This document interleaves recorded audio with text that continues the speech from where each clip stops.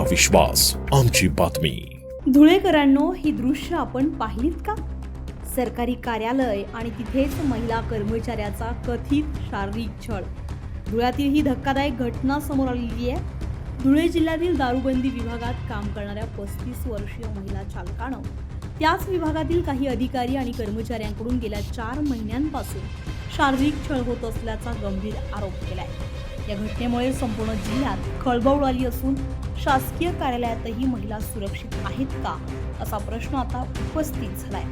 पीडित महिलेच्या तक्रारीनुसार दारूबंदी विभागाचे निरीक्षक राजेश धनवटे, दुय्यम निरीक्षक आमोद भरांगे, ASI जितेंद्र फुलपगारे आणि जवान गौरव सक्के यांच्याकडून वारंवार छळ करण्यात आल्याचा आरोप करण्यात आलाय।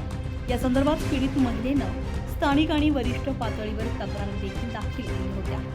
या तक्रारींची दखल घेत वरिष्ठांनी तात्काळ कारवाई करत जिल्हाधिकाऱ्यांच्या आदेशानुसार चौकशी समिती स्थापन केली आहे। दारूबंदी विभागाच्या अधीक्षिका स्वाती काकडे यांनी याबाबत माहिती देताना चौकशी सुरू असल्याचं स्पष्ट केलं आहे।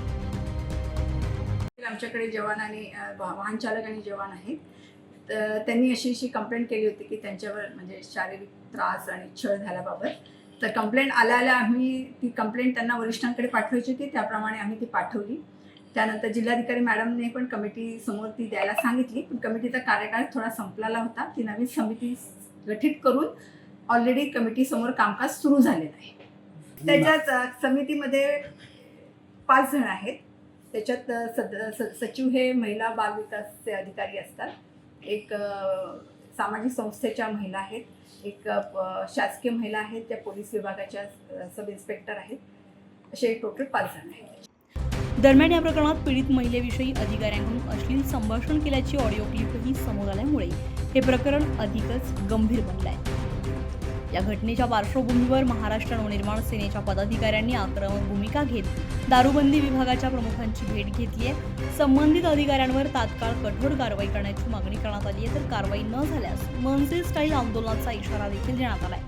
नाशिक आणि अमरावतीतील महिलांच्या छळाच्या घटनेनंतर आता धुळ्यातील ही घटना समोर आल्यामुळे प्रशासनाच्या कार्यपद्धतीवर गंभीर प्रश्नचिन्ह निर्माण झालंय। एकीकडे महिला सक्षमीकरणाचे दावे आणि दुसरीकडे सरकारी कार्यालयातच असा कथित छळ। महिला कर्मचारी है और उन्होंने मतलब हम लोगों को पता चला कि एक न्यूज़ आई थी कि एक यहाँ पे महिला कर्मचारी है, उसके ऊपर शायद तो 4 लोग थे यहाँ के, जो वो यही पे कर्मचारी है। उन लोगों ने उस पर थोड़ा अत्याचार किया है, छेड़छाड़ की उसके साथ, हाथ लगाने की कोशिश या गंदी बात, ये सब कुछ उसने ये किया है, उन लोगों ने किया है। तो उसके ऊपर अभी क्या कर रहे हो आप लोग, मतलब क्या किया आप लोगों ने, ये पूछने के लिए हम लोग आए यहाँ। आता या प्रकरणात नेमकी काय कठोर कारवाई होते हे बघणं आता तितकंच महत्त्वाचं ठरणार आहे। सुनील निकम, आपलं शासन, धुळे।